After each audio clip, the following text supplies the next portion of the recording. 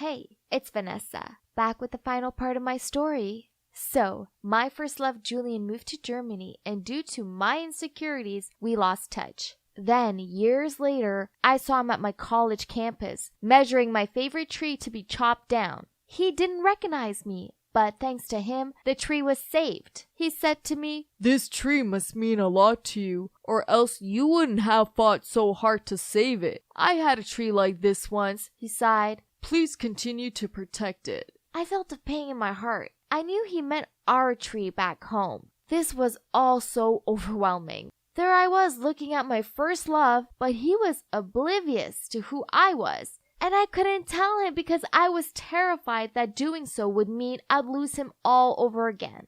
After that, I didn't see him around campus anymore. Was he living here now? Was he in another city? There were so many questions I wanted to ask him. Then my mom called and told me to come home for the weekend.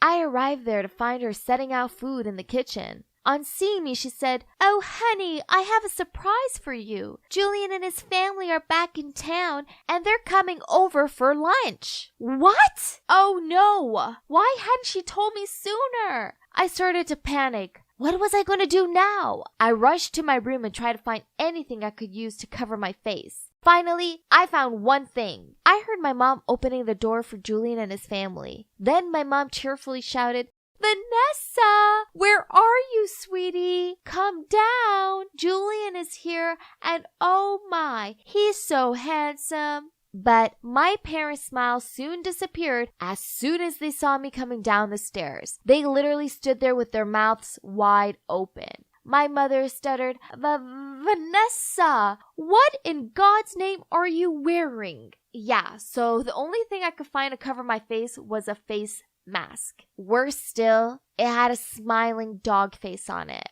I know I look ridiculous, but at least my lupus was covered. Thinking fast, I muttered, I have a cold and I don't want anyone to catch it." Then I turned and saw Julian and my heart fluttered. He gave me a confused look. He clearly didn't know how to take my accessory. This was so awkward. The last memory he had of me was that I didn't want to video call with him anymore. And that was 5 years ago. Ugh, this sucked. I nodded at him and he nodded back. I caught him looking at me, no doubt because I was wearing that dumb mask. But we didn't actually speak to each other. Luckily, our parents were carrying the conversation. But then, my mom suggested that we should all go out for dinner tomorrow night. Mom, not again! Why didn't she realize that I needed to be pre-warned about these things? Then again, it was so easy for her as she had perfect-looking skin. Luckily, Julian's family were busy tomorrow. Phew! But they suggested having dinner the day after that. Ugh!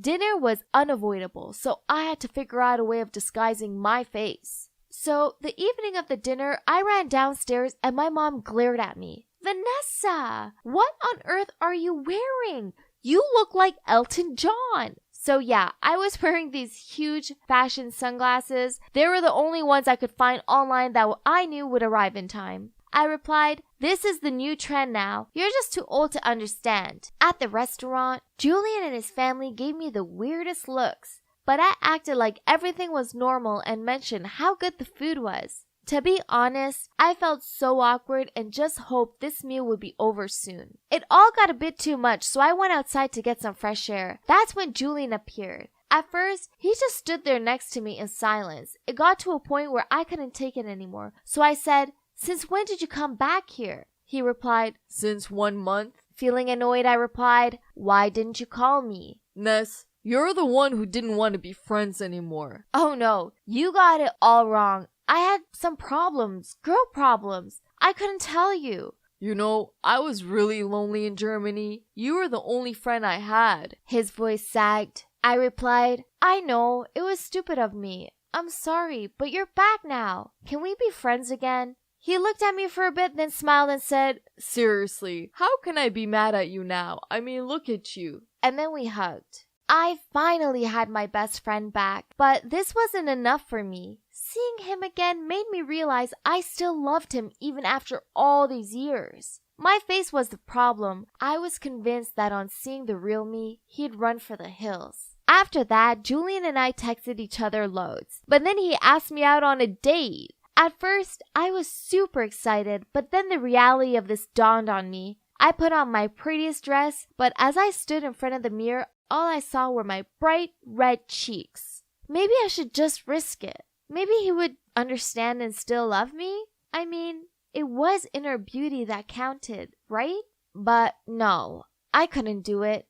So I messaged him back saying that I couldn't go out with him, but he was persistent. In the end, I ran out of excuses, so eventually I had to agree. Okay, so now what? I couldn't keep on wearing face masks and sunglasses. Then I had an idea. What about makeup? I knew it would make my skin worse, but this was an emergency. I put some makeup on, but the rashes were still visible, so I put more and more and more and I resembled Billy the Puppet from the Saw movies. Then there was a knock at the door.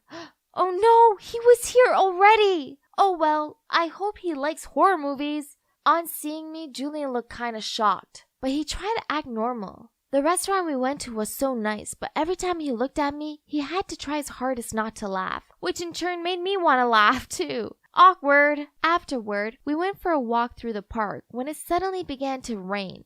So we hurried over to our favorite big tree to take cover. Julian found the carving on the tree and said, "Do you remember this? That day I promised you I'd come back for you." Then he turned to me, pulled me towards him. His face came closer and oh my God, was he going to kiss me? But then he stopped and said, "Oh, Ness, your makeup is floating away. I have a tissue. Let me clean your face." Wait, what?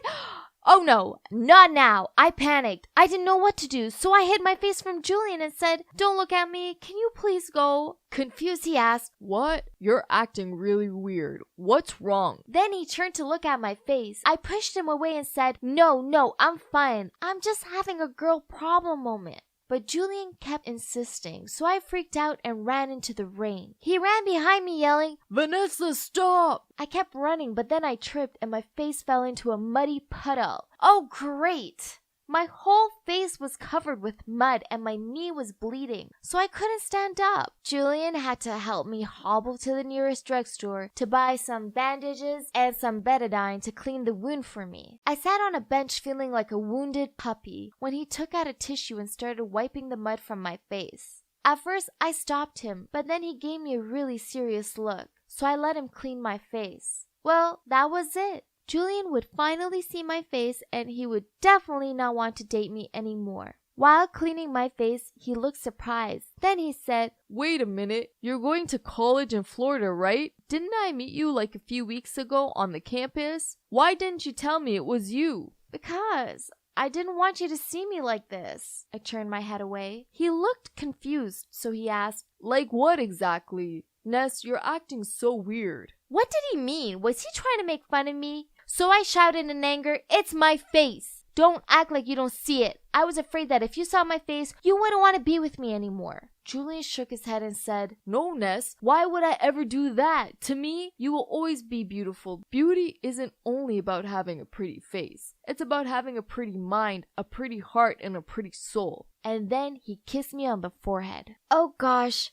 I never imagined that it would turn out like this. Julian was indeed the sweetest person ever, and I should have never have doubted him. Well, Julian and I became an official couple. Loving him makes me so happy. He makes me believe in myself and reminds me that regardless of my lupus, I'm still beautiful. And we will soon get married in a few months. I can't wait to spend the rest of my life with him, happily ever after. So, as you can see, in the end, Julian was my first and my last love, which means my fairy tale dreams did come true. But let me tell you this, it's not important if you marry your first love or not. It's important that you marry someone who makes you happy and someone who accepts you for who you are. So, when you find someone like that, then hold on to them, whether this is your first or your 21st love.